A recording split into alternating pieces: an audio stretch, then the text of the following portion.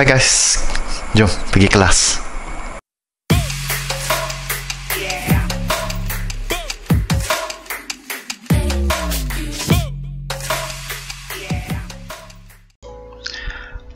Hello, hai semua. Okay, kembali lagi ke kelas cikgu.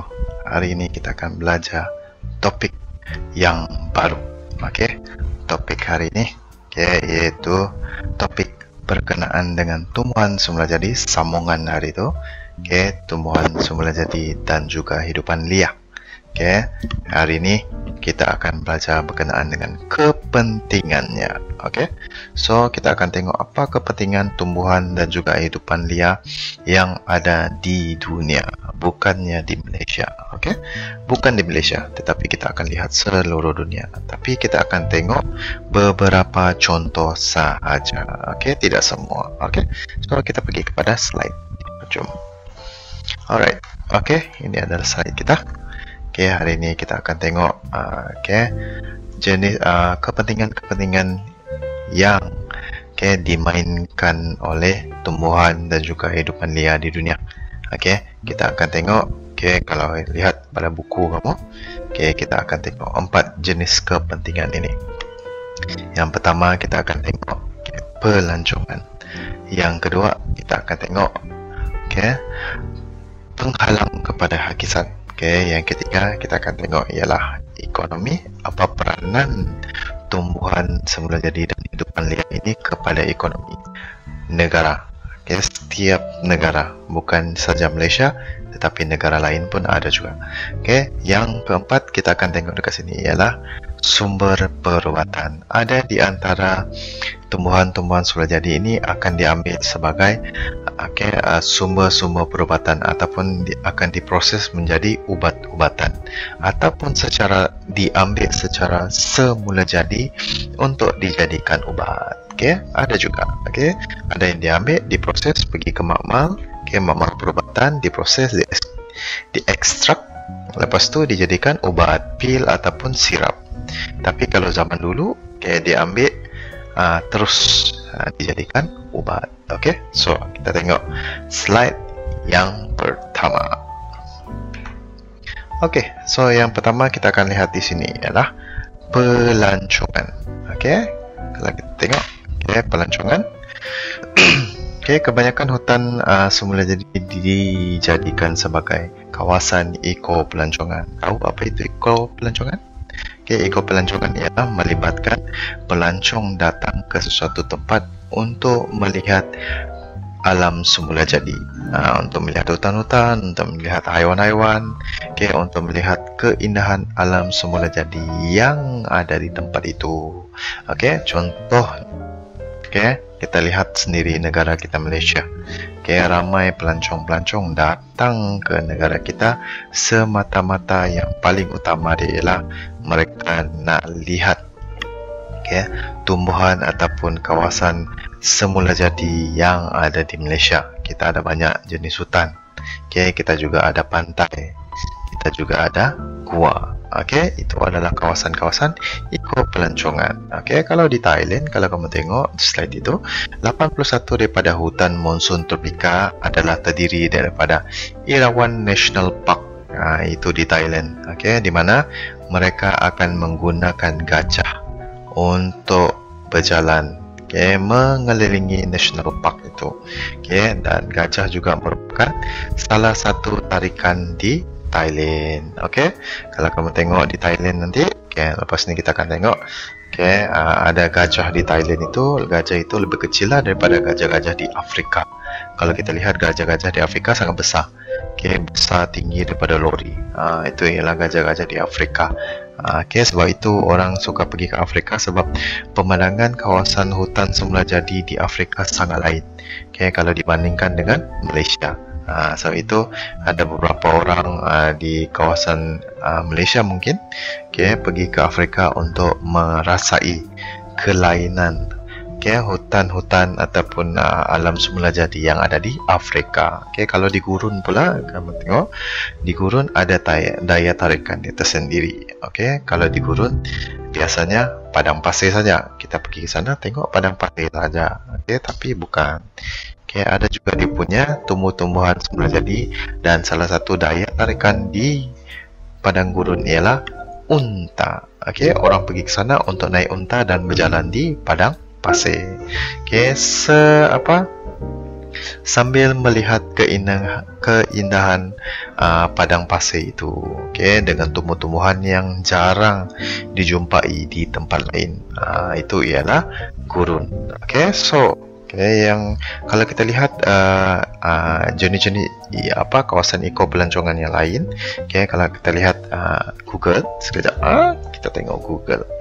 Okay, so kalau kita lihat Google, okay, kalau kita lihat di sini di dalam gambar-gambar ini, okay, ini merupakan kawasan-kawasan eko pelancongan yang ada di dunia. Okay, antaranya kalau kita lihat, okay, 6 the top 6 ecotourism destination. Okay, kalau kita lihat,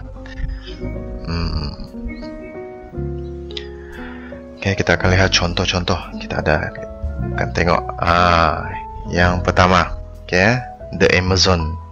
Okay, yang kedua ni Galapagos.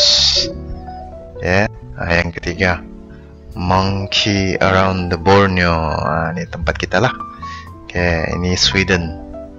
Okay, ni ialah di India. Tengok, siapa sangka India tidak ada hutan seperti ini. Tengok, sangat cantik di Kerala. Okay, yang ni pula di Costa Rica. Tengok dia punya haiwan yang unik. Okay, kura-kura yang lain daripada kura-kura di Malaysia. Bentuk dia sangat lain. Okay, so itu adalah antara kawasan-kawasan yang ada di dunia berkenaan dengan ecotourism. Okay, kalau kita tengok balik slide kita. Okay, so ini ialah kawasan-kawasan peta yang menunjukkan kawasan-kawasan eko pelancongan di dunia. Ini beserta dengan peta dia sekali lah. Yang pertama ialah Santa Fe, okay, National Park di Panama. Yang kedua ialah Kota Kinabalu, National Park, kita di Sabah lah, okay, di Malaysia. Okay, yang ketiga ialah New Zealand. Okay, di New Zealand, tengok di mana? Okay, New Zealand di bawah Australia. Okay, so yang seterusnya ialah Galapagos yang tadi itu, gambar tadi. Yang kelima ialah Blue Mountain Peak. Tengok Blue Mountain Peak di mana?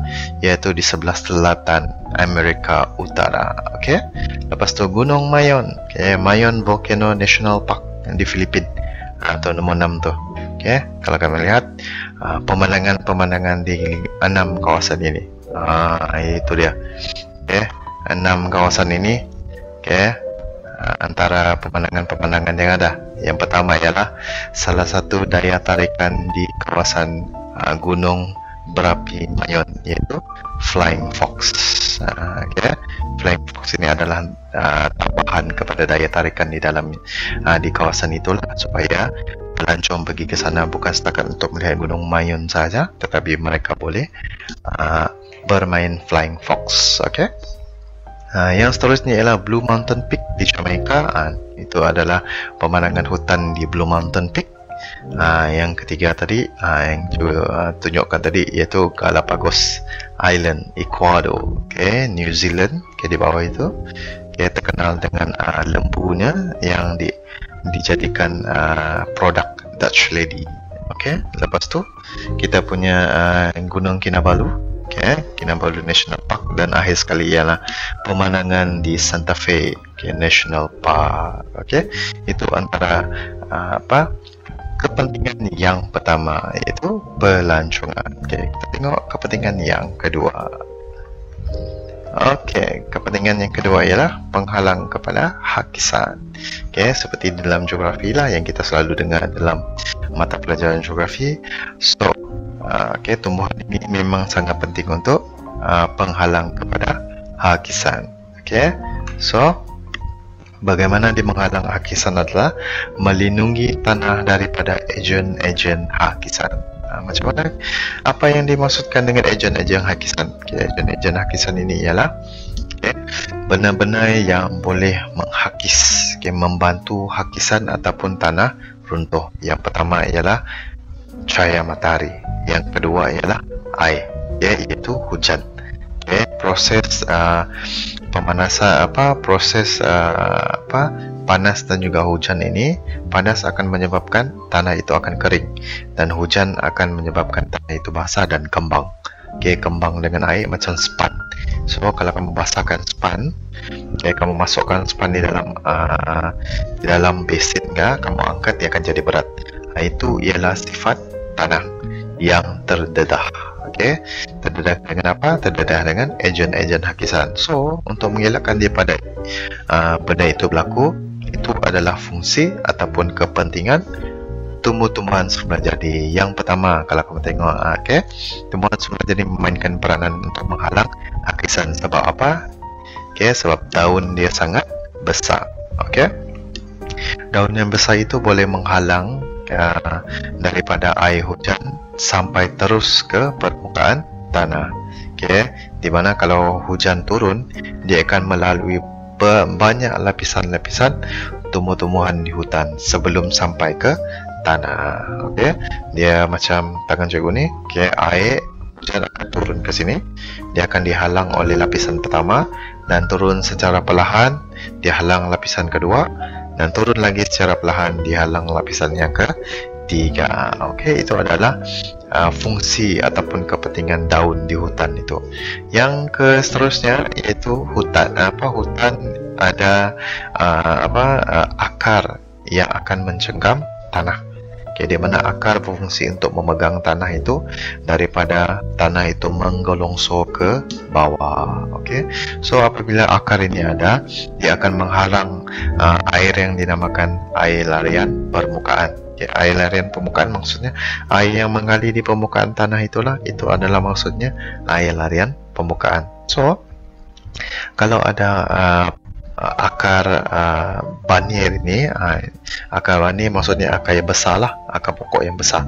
So apabila ada akar banir ini, dia akan menghalang air daripada terus mengalir membawa tanah ke tempat lain. Kalau dia terus membawa tanah ke tempat lain kan, dia akan menyebabkan berlakunya hakisan ataupun tanah runtuh. So sambil dia memegang tanah itu, dia akan menghalang air itu daripada terus mengalir ke tempat lain. Itu kalau di hutan. Kalau di hutan paya air masin pula, kawasan yang ada hutan paya air masin, fungsi pokok semula jadi ini seperti pokok bakau ini, dia adalah ejen pemecah ombak. Ada satu lagi ejen, bukan macam ejen ali. Satu lagi ejen, iaitu ejen pemecah ombak. Di mana ejen pemecah ombak maksudnya adalah dia menghalang ombak daripada terus sampai ke permukaan tebing pantai. Kalau ombak memukul tebing pantai itu kan, dia akan menghakis dan menyebabkan pantai itu akan menjadi sedikit dan sedikit. Pantai itu akan terhakis dan kembali ke laut. So kalau ada pokok bakau ini, dia akan menghalang ombak itu dari sampai ke tebing. Dia akan memecah ombak itu, dan ombak itu akan berhenti di sana saja sebelum sampai ke tebing. Itu yang seterusnya. Yang nomor 2 yaitu penghalang kepada ejen hakisan. So kita teruskan kepada yang ketiga. Yang ketiga ialah peranannya sebagai ekonomi. So hutan kita ini penting untuk memajukan ekonomi juga. Tidak selain daripada pelombongan, industrian. Hutan tumbuhan semula jadi juga boleh menghasilkan duit ataupun menghasilkan kewangan yang baik juga, menyumbangkan kewangan yang baik kepada negara, tidak kira negara Malaysia ataupun negara lain. So ini dia. Kalau di negara lain, pokok hutan konifer yang kon itu, pokok kon, pokok hutan konifer dan juga monsun tropika yang ada di atas Malaysia, Khatulistiwa monsun tropika, menghasilkan sumber kayu untuk diekspor ke negara lain dan dijadikan sebagai bahan mentah untuk membuat kertas. Kulit pokok itu akan diproses dan dijadikan sebagai kertas. Tengok, daripada kulit yang tebal itu menjadi nipis seperti ini. Ini adalah kulit pokok. Adalah proses-proses tertentu untuk proses tertentu untuk menghasilkan helaian kertas itu daripada yang kulit kayu yang tebal ini menjadi nipis. Okey. So kalau ada aktiviti-aktiviti seperti ini, aktiviti untuk mengambil hasil-hasil kayu, iaitu pembalakan. Okey. Kalau pembalakan itu dibuat, mestilah dia akan membuka peluang pekerjaan kepada penduduk sekitarnya. Okey. So apabila pihak ini ataupun syarikat ini mengenal pasti ada pokok di kawasan itu, so dia akan mencari pekerja-pekerja untuk menebang pokok itu. Okay, selain daripada menebang pokok, kalau kamu tengok dekat gambar di bawah tu, okay, jentera. Selain daripada menebang pokok balak, mereka juga mengendalikan jentera. Okay, dua ini adalah antara peluang pekerjaan yang disediakan oleh tumbuh-tumbuhan semula jadi. Okay, tumbuh-tumbuhan semula jadi ada. Okay, mestilah ada proses pembalakan.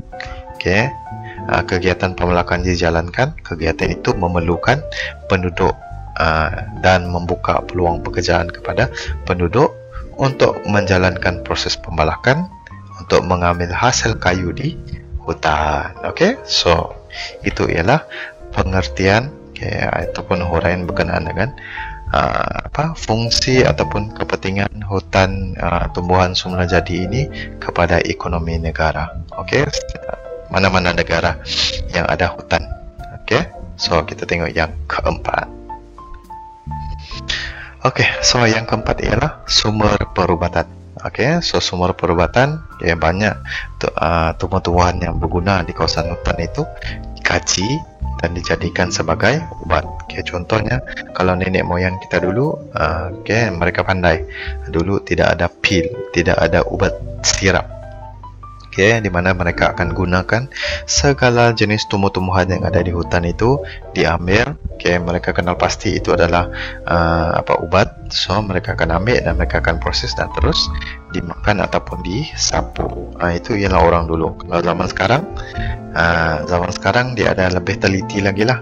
Dia ada kajian R&D, Research and Development. Okay, di mana mereka menggunakan bahagian-bahagian tumbuh-tumbuhan seperti daun dia, bunganya, akarnya, kulit kayu dan juga hampas buah. Diproses boleh menjadikan boleh dijadikan sebagai ubat. Okey, so kalau kamu tengok gambar pertama itu kayu manis. Kulit kayu manis itu daripada kulit kayu manis lah. Okey, dia kopak, lepas tu dikeringkan, lepas tu dihancurkan menjadi serbuk kayu manis. Okey, yang kedua iaitu kalau kamu tengok gambar itu pun kamu dah tahu dah. Okey, tengok gambar itu. Okey, gambar itu adalah merupakan cactus. Okay, cactus dia ada buah yang dikenal sebagai buah prickly pear. Okay, buah macam buah pear. Okay, digunakan untuk membantu mengurangkan tahap kolesterol dan mengawal gula bagi siapa yang kencing manis lah. Itu ialah prickly pear. Betul nak sebut. Okey, so yang ketiga, yang di sebelah itu ialah pokok oak. Pokok oak dipercayai boleh menyembuhkan masalah cirit-pirit dan juga sakit tekak dan juga luka. Di mana yang ini mungkin fungsi dia ialah di bahagian daun. So apabila di bahagian daunnya, mereka ambil, mereka proses, mereka tumbuk dan juga ataupun rebus daun itu dan diminum untuk mengubati sakit tekak. Mungkin ada cara-cara lainnya, mungkin buahnya. So dijadikan untuk menyembuhkan 3 jenis penyakit ini, dipercayai. Boleh menyembuhkan 3 jenis penyakit ini. So yang seterusnya adalah pokok pine. Pokok pine yang macam pokok Christmas itu, siapa sangka daun dia adalah daun yang mengandungi vitamin C. Daun dia masam-masam, di mana daun dia boleh direbus dan juga boleh diminum macam teh. So teh itu lepas tu dia punya biji pula boleh dijadikan antiseptik untuk merawat luka. Di mana biji itu buka biji itu, lepas tu dia boleh sapu untuk merawat luka-luka yang kita ada. Lepas tu daun dia kita boleh rebus. Kalau contohnya ada satu rancangan itu, iaitu kalau kamu pernah tengok Discovery Channel, rancangan Bear Grylls. Bear Grylls yang suka pergi ke hutan itu, kalau dia pergi ke hutan, kawasan hutan conifer ataupun hutan hutan di kawasan yang sejuk, dia jumpa pokok pine ini, dia akan panaskan air dan dia akan rebus daun pine. So daun pine mengandungi vitamin C, so dia akan minum untuk dijadikan sebagai dia punya antibody lah. Itu ialah berkenaan dengan kepentingan yang keempat. So dia ada 4 saja kepentingan yang disentuh. Okey, cikgu rumuskan. Okey, yang pertama tadi ialah apa? Okey, yang pertama tadi ialah yang pertama yang itu tadi ubat-ubatan. Yang kedua ialah kita tengok balik. Okey. Yang seterusnya ialah ekonomi. Yang seterusnya ialah penghalang lakisan, dan yang terakhir ialah pelancongan. Itu ialah berkenaan dengan tajuk ini. Okey, so ingat 4 ini saja. Huraikan ikut logik. Okey, must think logic, tapi logik itu mesti boleh diterima. So sampai di sini saja kelas kita. Okey, sehingga jumpa lagi di kelas yang terakhir. Bye bye, peace. Yeah, I don't wanna fall asleep, I don't wanna pass away.